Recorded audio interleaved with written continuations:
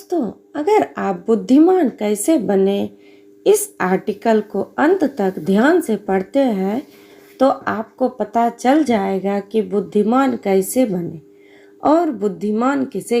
तो बिना समय को वेस्ट किए चलिए शुरू करते हैं।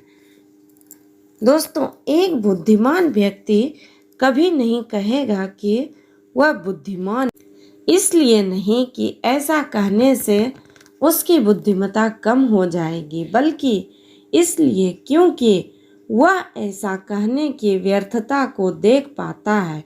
दोस्तों, गौतम बुद्ध के जीवन से जुड़ी हुई एक छोटी सी कहानी जो आपको बताएगी कि वास्तव में बुद्धिमान कौन है।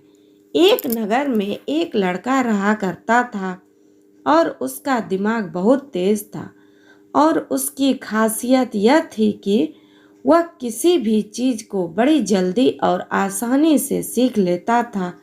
जहां अन्य लोगों को किसी काम को सीखने में महीनों या वर्ष लगते थे, वहीं पर इस लड़के को उसी काम को सीखने में कुछ दिन लगते थे।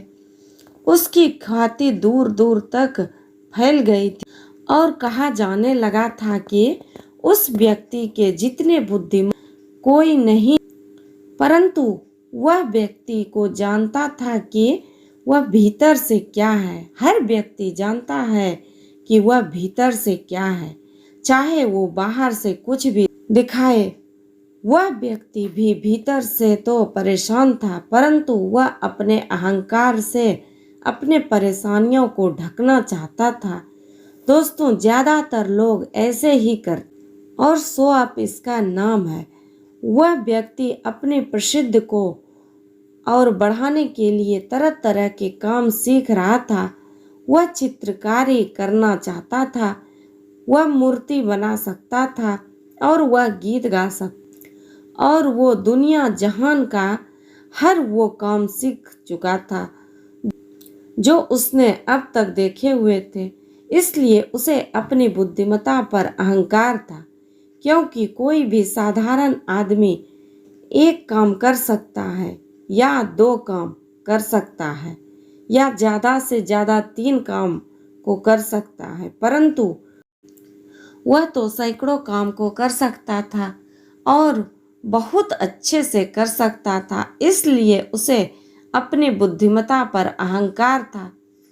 वह इस बात को अंदर ही अंदर मान चुका था कि उसके जितना बुद्धिमान इस दुनिया में कोई भी नहीं है। फिर एक दिन उसका सामना गौतम बुद्ध से होता है।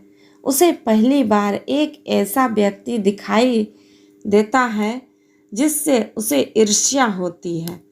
अब तक उसने ऐसे लोगों को नहीं देखे थे जो उससे ईर्ष्या करते थे, और जहां ईर्ष्या होती है वहां तुलना का होना निश्चित है। वह व्यक्ति अपनी तुलना गौतम बुद्ध के साथ करना शुरू कर देता है।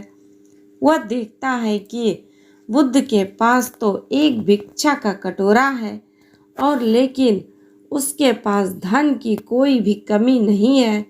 बुद्ध के वस्त्र को साधारण से थे, परंतु उसके वस्त्र बहुत कीमती है।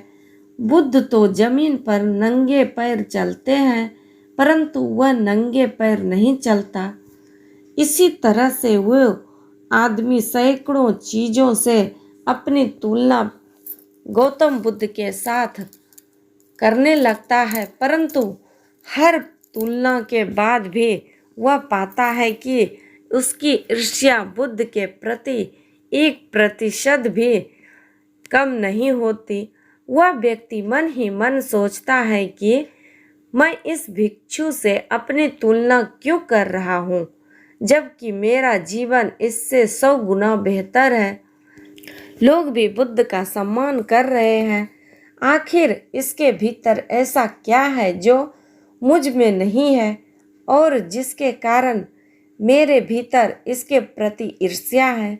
बहुत देर बाद मन में उलझे रहने के बाद वह व्यक्ति तय करता है कि वह बुद्ध के पास जाएगा और उनसे पूछेगा कि उनकी उपलब्धि क्या है।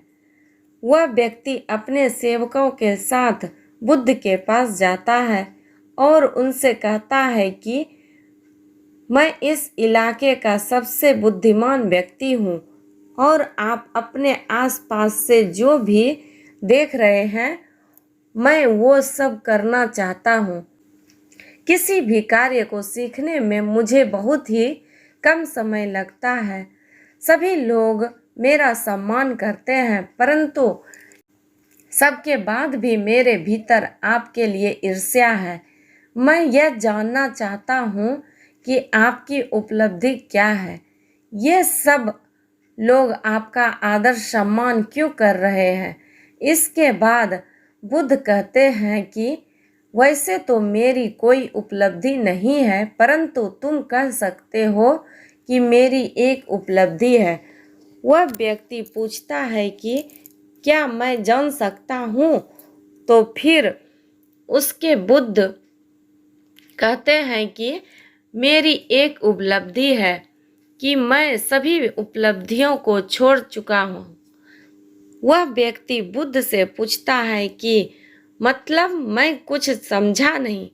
बुद्ध उस व्यक्ति से कहते हैं कि क्या तुम्हें प्रशंसा अच्छी लगती है? वह व्यक्ति कहता है कि प्रशंसा तो सभी को अच्छी लगती है। उसके बाद बुद्ध कहते हैं कि क्या तुम्हें निंदा अच्छी लगती है? तो वह व्यक्ति कहता है कि भला इस दुनिया में कौन है जिसे अपनी निंदा अच्छी लगे।